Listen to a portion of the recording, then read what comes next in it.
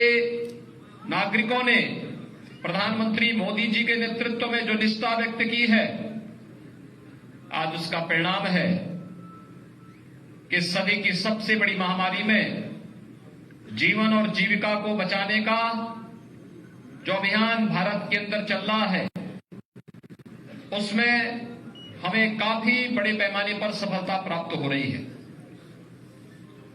प्रधानमंत्री मोदी जी के नेतृत्व में, उनके मार्गदर्शन में देश की सबसे बड़ी आबादी के राज्य उत्तर प्रदेश ने कोविड प्रबंधन का अपना एक मॉडल खड़ा किया है। पहली लहर रही हो या दूसरी, दोनों में उत्तर प्रदेश के मॉडल को दुनिया ने स्वीकारा। और आज जब तीसरी लहर ओमिक्रॉन के रूप में आई है, तो इसमें भी मुझे अनेक जनपदों में जाने का अवसर प्राप्त हो रहा है। यानी दूसरी लहर में ऑक्सीजन की किल्लत कुछ समय देखने को मिली, बड़े पैमाने पर लोगों को हॉस्पिटल में भेजना पड़ा, लेकिन तीसरी लहर में तो 1% लोग भी हॉस्पिटल में नहीं, ऑक्सीजन की समस्या नहीं। कोरोना के लिए कवच के रूप में वैक्सीन ने इसके वायरस को कमजोर किया है। और आज आप देख रहे होंगे थर्ड वेव चरम की ओर बढ़ रही है, लेकिन लोगों के मन में कोई भय नहीं। और मैं यही कहना चाहता हूं, कोरोना से भागने और डरने की नहीं, बल्कि सतर्कता और सावधानी की आवश्यकता है। इस सतर्कता और सावधानी से जीवन और जीविका को बचाने की इस जद्दोजहद को आज से लगभग 2 वर्ष पहले प्रधानमंत्री मोदी जी ने मंत्र के रूप में हम सब देशवासियों को दिया। आज उसका परिणाम है, देश के अंदर 80 करोड़ लोगों को फ्री में राशन, और उत्तर प्रदेश में 15 करोड़ लोगों को डबल इंजन की सरकार का डबल डोज राशन का उपलब्ध करवाने का कार्य भी किया गया। वैक्सीन फ्री में, सबको वैक्सीन फ्री में वैक्सीन। बड़े पैमाने पर उत्तर प्रदेश ने अब तक 24 करोड़ 54 लाख से अधिक वैक्सीन की डोजेस दे दी है, किसी भी राज्य से कई गुना ज्यादा। और ये कार्यक्रम निरंतर चल रहा है। मेरी आप सबसे अपील होगी, हम जब घर के बाहर निकलें तो मास्क जरूर लगाएं।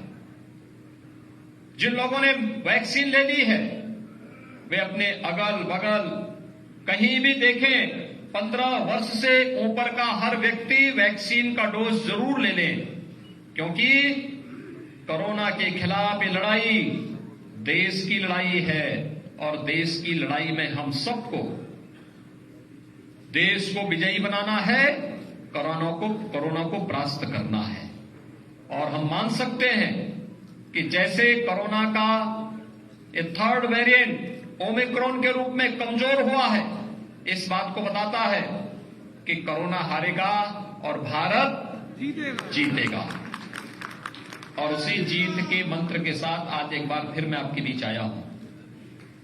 भाइयों बहनों, 2017 में आपने भारतीय जनता पार्टी की सरकार प्रदेश में बनाई। आप समाज के प्रबुद्ध जन हैं और आप सबकी बड़ी भूमिका है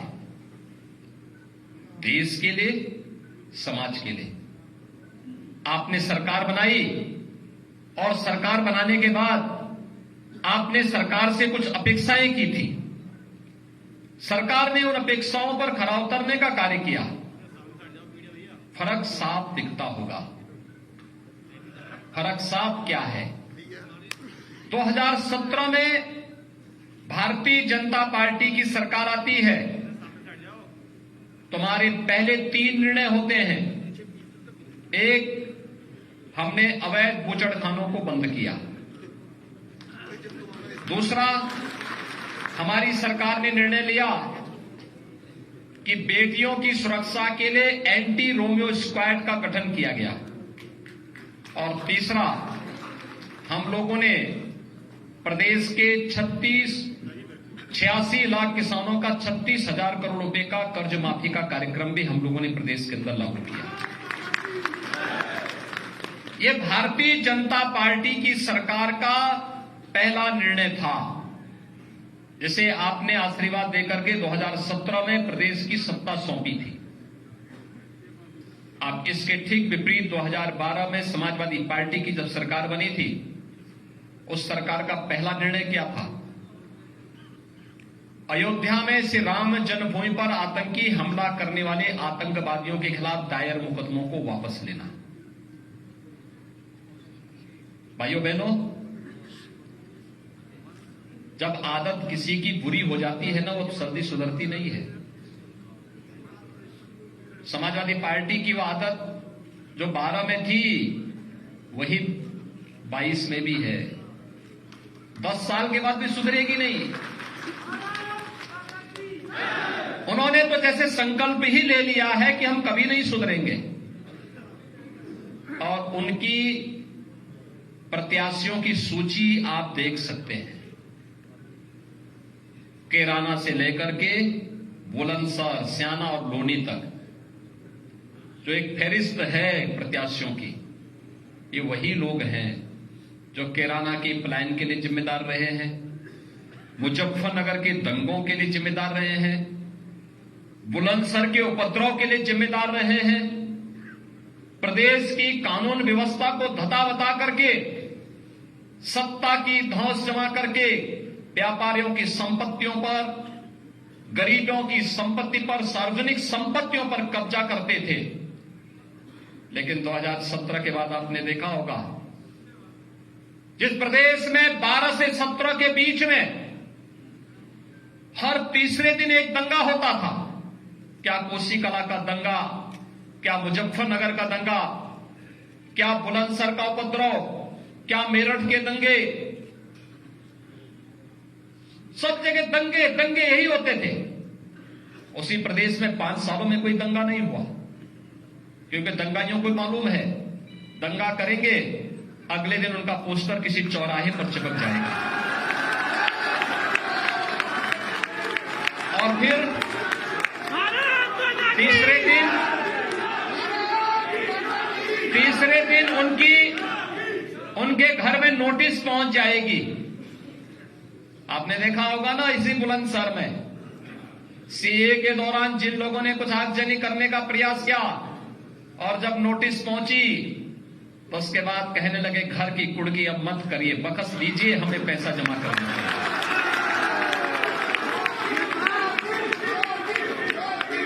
जो लोग कानून को धता बताते थे, कानून ने कैसे उन्हें अपने गिरफ्त में लिया, इसके लिए जज्बा होना चाहिए, और ये जज्बा केवल भारतीय जनता पार्टी में है। भाइयों बहनों, जो लोग प्रदेश में कैराना के माध्यम से कश्मीर बनाने की ओर का सपना देख रहे थे, हमने उनको बोल दिया कि अब कश्मीर भी देश का स्वर्ग बन रहा है, और पश्चिमी उत्तर प्रदेश विकास की नई बुलंदियों को छू रहा है। अब तो इस बुलंदशहर के बगल में ही हम फिल्म सिटी भी बना रहे हैं। अब तो एशिया का सबसे बड़ा एयरपोर्ट भी इसी के बगल में बन रहा है, 1 घंटे की दूरी में। मेडिकल डिवाइस पार्क भी इसी के बगल में बन रहा है, आधे घंटे की दूरी पर। और भाइयों बहनों, यही नहीं, यहां से मेरठ से लेकर के और प्रयागराज तक गंगा एक्सप्रेसवे का निर्माण भी हम लोग यहीं से कर रहे हैं। सुबह यहां से निकले, दोपहर में संगम में स्नान किया, शाम को वापस बुलंदशहर वापस आ गए। भाइयों बहनों, सुरक्षा और समृद्धि का मार्ग प्रशस्त करने का कार्य किसी ने किया, भारतीय जनता पार्टी ने किया। राजा महेंद्र प्रताप सिंह जी के नाम पर विश्वविद्यालय, अलीगढ़ मुस्लिम विश्वविद्यालय के निर्माण में उन्होंने अपनी संपत्ति दी। एक भी पत्थर उनके नाम पर अलीगढ़ मुस्लिम विश्वविद्यालय में नहीं। हमने कहा नहीं, अलीगढ़ मुस्लिम विश्वविद्यालय भले ही राजा महेंद्र प्रताप सिंह जी के योगदान को विस्मृत कर दे, लेकिन राज्य सरकार और भारतीय जनता पार्टी विस्मृत नहीं करेगी। उनके नाम पे एक विश्वविद्यालय का निर्माण होगा, और हमारी सरकार एक विश्वविद्यालय का निर्माण अलीगढ़ में कर रही है। यही नहीं, मां शाकंभरी के नाम पर सहारनपुर में एक विश्वविद्यालय का निर्माण हो रहा है। स्पोर्ट्स यूनिवर्सिटी आपकी मेरठ में बन रही है। और जिन लोगों ने आतंकी मंसूबे पाले हुए थे उनके लिए हमने एटीएस के कमांडो भी देवबंद और अलग अलग जगह तैनात कर दिए हैं।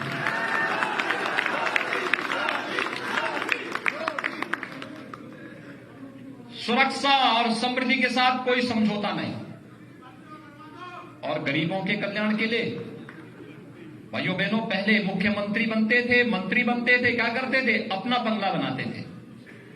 गरीबों का मकान नहीं बनता था। यानी उनके लिए अपनी समृद्धि सामाजिक न्याय था, अपने लिए, अपने बेटे के लिए, अपने परिवार के लिए। उनके लिए उनका परिवार ही प्रदेश था और हमारे लिए प्रदेश की 25 करोड़ की आबादी ही हमारा परिवार है। यही फर्क है। उन्होंने अपने मकान बनाए, अपने बंगले बनाए। हमने 43 लाख गरीबों को एक एक आवास उपलब्ध करवाया। उन्होंने एक भी गरीब को स्वच्छ भारत मिशन के साथ जोड़ने का कार्य नहीं किया। हमारी सरकार ने 2 करोड़ 61 लाख गरीबों के घर में एक एक शौचालय पहुंचाने का काम किया। उन्होंने उत्तर प्रदेश को अंधेरे में रखा। आज भले ही कितनी बड़ी बड़ी घोषणाएं करें कि हम फ्री में बिजली देंगे, ये करेंगे, जब बिजली ही नहीं देते थे तो फ्री कहां से करोगे जी? वो तो बिजली ही नहीं देते थे। उनके यहां तो अंधेरा ही अंधेरा था और बाकी जो बचा था वो दंगा फसाद पूरा कर देता था, कर्फ्यू पूरा कर देता था। आपने देखा होगा, हमने तो दूसरी लहर के दौरान भी बंद नहीं किया। कर्फ्यू की बात तो दूर है। जब कोरोना हमारे कार्य को, हमारी दिनचर्या को बाधित नहीं कर सकती है तो कोई दंगाई क्या करेगा?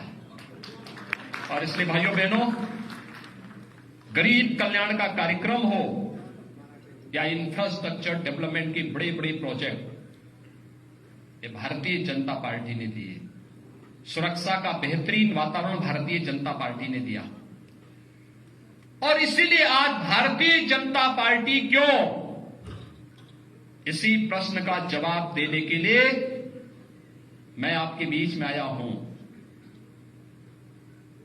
भारतीय जनता पार्टी इसलिए जिससे प्रदेश में कानून का राज बना रहे। एक कानून का राज ही सबको सुरक्षा, सबकी समृद्धि की गारंटी देगा, नौजवानों को रोजगार देगा, किसानों के जीवन में खुशहाली लाएगा, गरीबों का उत्थान करेगा, बेटियों को सुरक्षा की गारंटी देगा।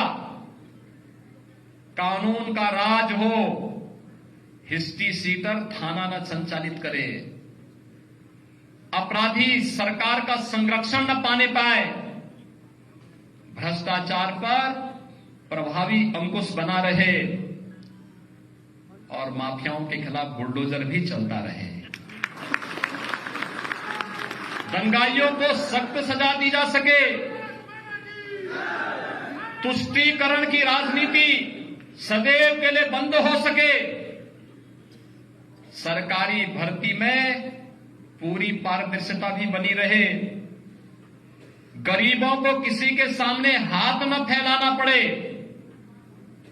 बिजली बिना भेदभाव के निर्बाध 24 घंटे हर एक नागरिक को प्राप्त हो सके, एक्सप्रेसवे जीवन की रफ्तार को निरंतर बढ़ाती रहे, बहन बेटियों की सम्मान के साथ कोई गुंडा खिलवाड़ न करने पाए, आगे भी इंसेफ्लाइटिस और कोरोना प्रबंधन का कार्य इसी प्रकार से चलता रहे, किसानों को उनकी उपज का पूरा दाम और सम्मान मिल सके, हर जिले में मेडिकल कॉलेज भी बन सके,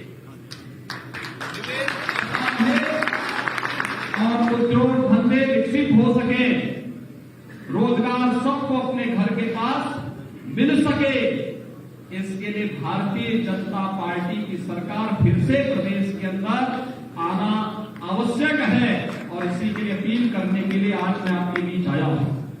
भाइयों बहनों, यहां पर हमारे लोकप्रिय विधायक वरिष्ठ नेता स्वर्गीय वीरेंद्र सिंह सिरोही जी और हमारे अन्य जनप्रतिनिधियों ने मेडिकल कॉलेज की मांग की थी। हमारी सरकार ने पूर्व मुख्यमंत्री स्वर्गीय कल्याण सिंह जी के नाम पर एक मेडिकल कॉलेज के निर्माण का कार्यक्रम इसी बुलंदशहर में प्रारंभ कर दिया है और हर जिले में मेडिकल कॉलेज खुले। इस दृष्टि से सरकार इस अभियान के साथ जुड़ रही है।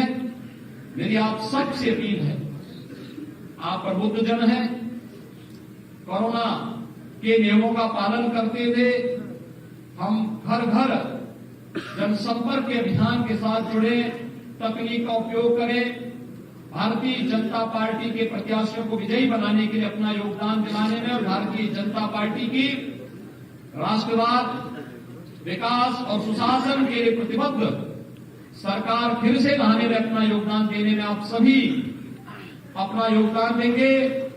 इस दृष्टि से जनपद बुलंदशहर के अंदर, बुलंदशहर में श्री प्रदीप चौधरी, सियाना में श्री देवेंद्र सिंह लोधी, अनूप शहर में श्री संजय शर्मा, भिवाई में श्री सीपी सिंह, शिकारपुर में श्री अनिल शर्मा, खुर्जापुर सुरक्षित में श्रीमती मीनाक्षी सिंह और सिकंदराबाद में श्री लक्ष्मी राज सिंह भारतीय जनता पार्टी के प्रत्याशी के रूप में इस चुनावी समर में उतरे हैं। आप सबके आशीर्वाद की अपेक्षा करते हुए जन जन को भारतीय जनता पार्टी के राष्ट्रवाद और विकास के अभियान के साथ जुड़ने में आप सभी लोग अपना योगदान देंगे। इस विश्वास के साथ मैं एक बार फिर से आप सबके प्रति हृदय से अभिनंदन व्यक्त करता हूं। धन्यवाद। जय हिंद। भारत माता की जय।